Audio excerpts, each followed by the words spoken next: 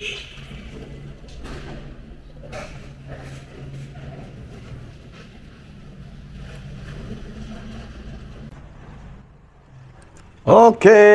mayong mudto na usab kanatong tanan, Luzon, Visayas, Mindanao. Mayong mudto Philippines, may mudto world, may mudto universe. Ana na pud ta mga higala, dinig atong tulumanon sa kahanginan, CONA Catechesis on Air. Ug ako lang gihapon kini yung ubos nga alagad Reverendo Padre Edwin Academia Acab. Abay no adlaw na usab karon nga Lunes, tibuok kalibutan. Lunes, pizza 15 ng yun. Pizza 15 na manghigala sa bulan sa Hulyo. Tuig 2024 o padayon kita manghigala sa atua nga mga buhat tuno ni ining kamuntuhon. Abi no ato day nga timbayaon manghigala og may mudto nga atong talahurong obispo, Bishop Polito B. Cortez, may mudto bishop ug ang tanan gyud natong mga kaparian lukob Kabisayan ug Mindanao, ilabi na gayud ang atong mga kaubanang pari sa Diocese of Dumaguete, no? Kumusta naman ang atong mga membro sa NSR? Yan, no? No? NSR, mga higala, no? NSIR. Ayan, no? Muna akong tawag, mga higala. Dili kay ko og NIR, mga higala. Kay Negros Island Region naman na. Ako, Negros Siquijor Islands Region. Ayan, no? Negros Siquijor Islands Region.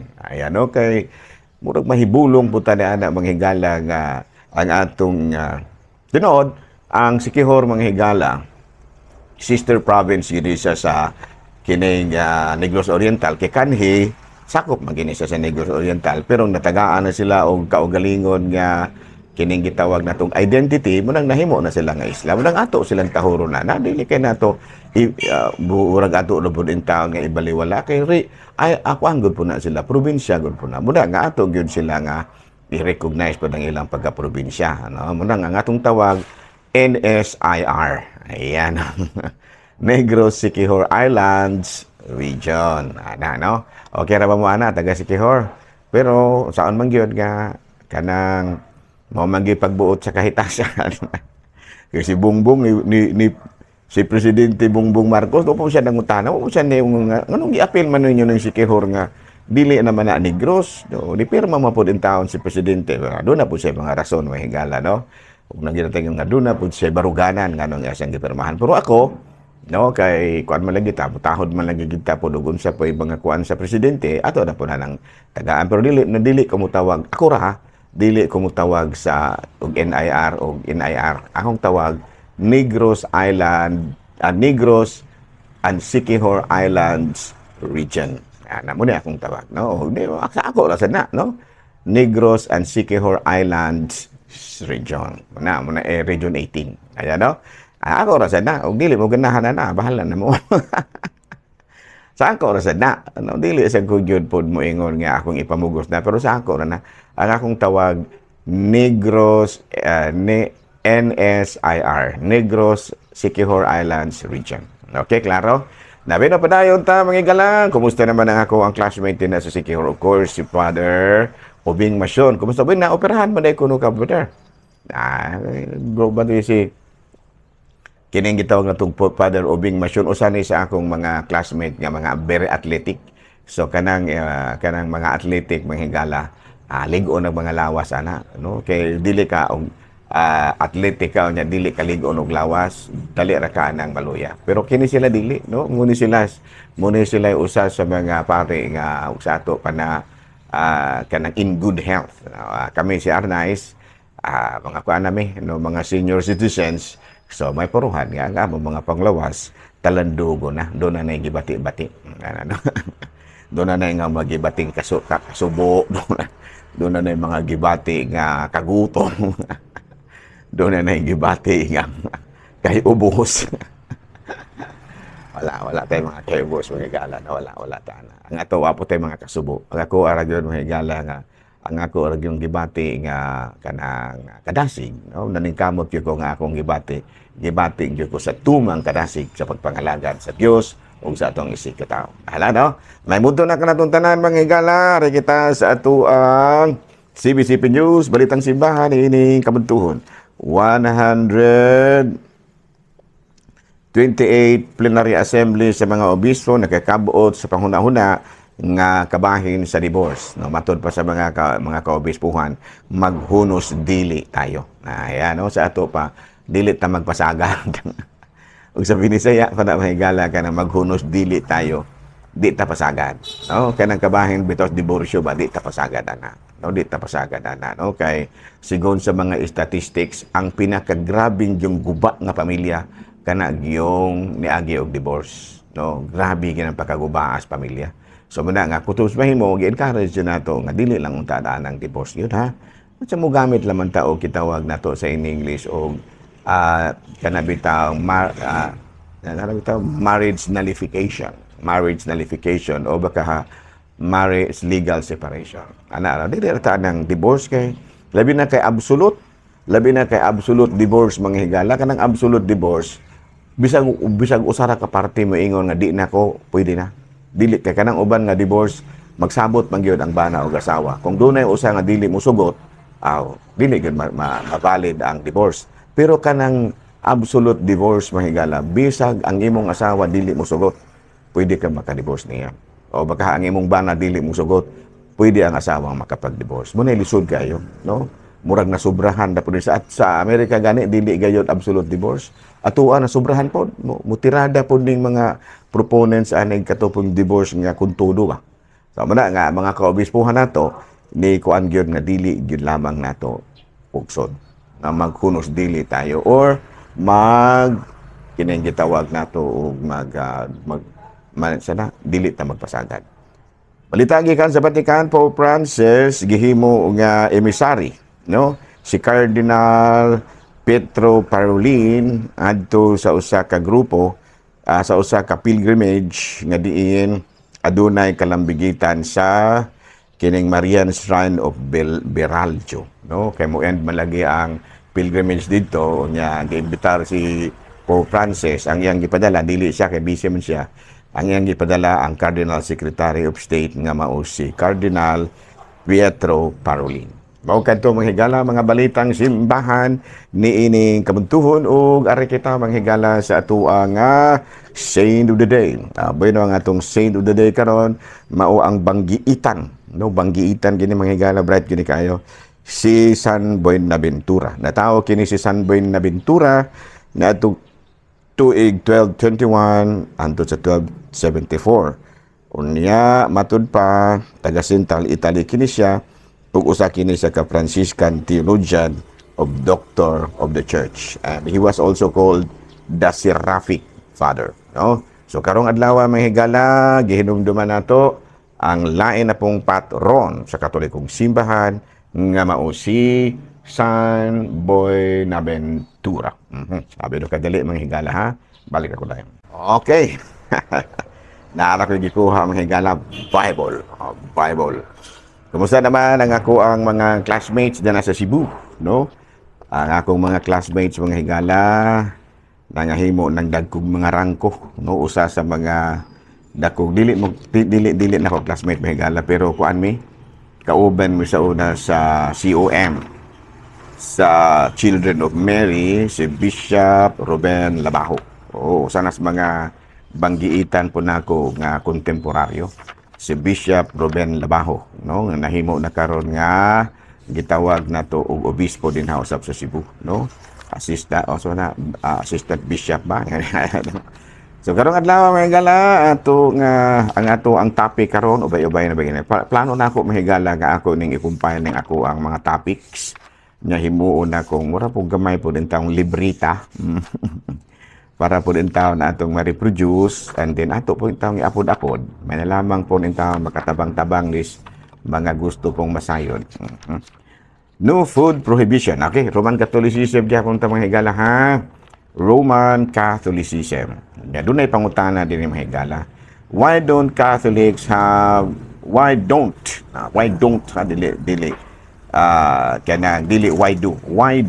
Catholics have dietary restrictions? Nga naman nga, ang mga Katoliko, wala mangyoy gitawag nato sa in English og dietary restriction.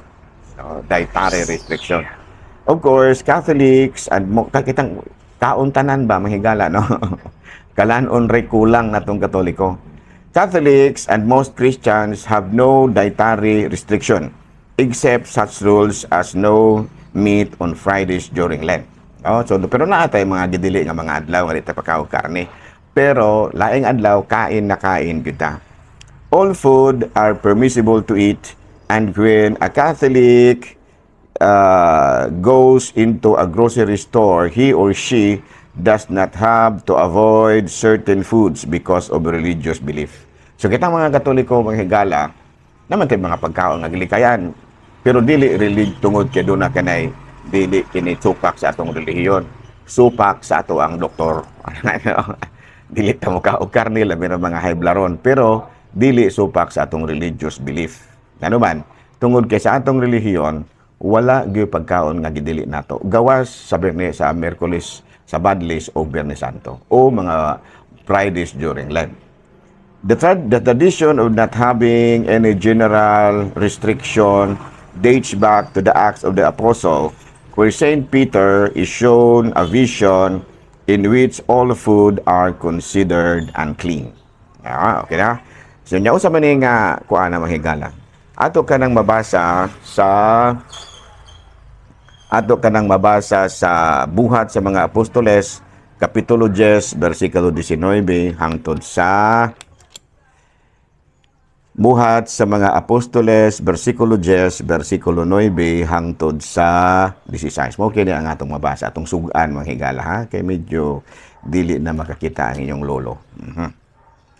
Ang mga dili matod pa diri no, 19 hangtod sa ano naman ni siyang 16, hindi man ni mahitabo. So na 19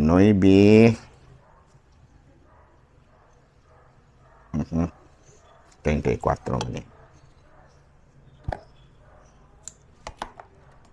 Ay, kung ano siya mahigala. Kung ano siya, dili ni Buhat, Kapitulo 10, versikulo 11, versikulo 19, no? Ang mga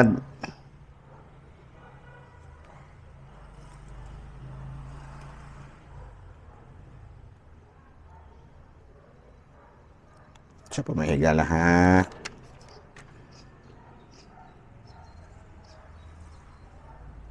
Okay, tira, mahigala no? Versikulo 9 hangtod sa 16. Pagkasunod adlaw, sa may kaudtuhon, samtang sila nagpaingon ug nagkaduol sa Kupa, misaka si Pedro sa atop sa balay aron sa pagampo. Gigutom siya ug buot mukaon, apan samtang gihikay pa ang pagkaon, nakakita siya pananawon. Nakita niya nga nabukas ang langit ug may gitunton nga ingon sa usa ka dakong panapton nga gihiktan sa upat ka eskina. Sa sulod ni ini, diha ang tanang matang sa mga langgam nga ihalas ug mga mananap nga mulakat ug mukamang. Unya, may tingog nga gika nga miingon kaniya, "Hala Pedro, pag-ihaw ug kaon."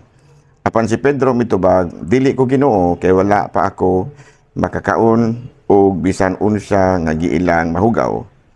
Ang tingog miingon kaniya pag-usab, "Ayaw isipa nga mahugaw ang bisan unsa nga gihinluan na sa Dios. Nahitabo kini sa pagsamakatulo ug unya ang iyang nakita gibalik ngadto sa langit." So mo kini mahigala no sa kining Buhat sa mga Apostoles, Kapitulo 10, versikulo 9 hangtod sa 16. So mo kini ang atong gibasihan mahigala no. Nga matud pa sa gisulti sa atong ebanghelyo, ayaw isipa nga mahugaw ang bisan unsa nga gihinluan na sa Dios. Sa ato pa kining kabahin sa pagkaon, wala nay pagkaon manghigala nga gidili gawas sa mga adlaw nga gidili. No, panalitan kitang mga Katoliko kaon na kita bisag unsa gawas sa adlaw nga Biyernes sa panahon sa Kwaresma, no? The lifting of the ban as certain foods was meant to open the gates to any Gentile converts. So ba, kini gumangong mga Gentile mga higala, kini mga Hudiyo, dili ni sila kanang mga dili ni mga unog karne, no? Bumanay lang dandan. Unya, pero giwala na basta mahimo na kang Kristiyanos, ang mga Hudiyo nga mga Kristiyanos mukao na. Nga naman unsa may rason niini? Gihimo kini aron nga ang mga dili Hudiyo nga mga na converter sa Christianity dili maglisod, no? Dili maglisod sa kanang ilahang mga buluhaton nga naman tungod kay ang mga restriction sa pagkaon wag giwala man pod. Sa to pa bisan pa og dili ka Hudiyo, no? Kanang pwede na kang makakaon bisan unsang pagkaon. Bisan gani ang mga Hudiyo nga mga Kristiyanos pwede nang bukaon, no? Aron sa ato pa na aron it will become easier to Christian Gentile converts to accept the Christianity. Ana, no? Muna siya hinungdan. Unya makapangutana kita, no? Ngano man nga kitang mga Katoliko panahon ra man ta sa Friday o Friday or Lent o kining Miyerkules sa Badlis ta dili ta mangaon. Ang tubag niya na Catholic people from time immemorial have set apart Friday for special penitential observance by which they gladly suffer with Christ. No, sa ato pa, kasi Kristo namatay manggod panahon sa Biyernes Santo. So muna nga kanang kadang panahon sa adlaw nga Biyernes. Muna nga panahon sa adlaw nga Biyernes, panahon sa Kwaresma, ato nga duyugan si Kristo sa iyang pagpasakit. So muna nga doon natin mga restrictions, dili ta muka og daghan, magpuasa ta, ug usa ni ana mao ang abstinence nga dili kita mukaon og karne. Apil na na sa ato ang mga gitawag na debosyon sa pag-ila sa adlaw nga Biyernes nga mo'y panahon nga diin ang atong Ginoong Jesucristo nagpasakit dito sa cross. Ana, no? So bala, no? So unsa tong teksto sa Biblia? Buhat kapitulo 10 bersikulo 9 hangtod 16 nga niingon si Kristo, ayaw isipa nga mahugaw ang bisan unsa nga giila sa Dios nga dili na mahugaw. So muna, no, nga kitang mga Katoliko kaon ra kita bisag unsa nganuman tungod kay gihinluan naman na tanan sa dugo ni Kristo, no? Gihinluan naman na sa dugo ni Kristo. Klaro, no, balik-balikan nato na ubang adlaw mga higala ha kana nga topic aron nga masabtan kita landugon kay nga topic may higala. Importante kay na siya. So dito lang gyapon ako lang gyapon kini may higala inyong ubos nga alagad Reverendo Padre Edwin Academia Akab mana milit na usab kaninyo ug manalangin kaninyo ang Dios ug kagahong tanan, Amahan, Anak, Espiritu Santo. Good noon, Pilipinas.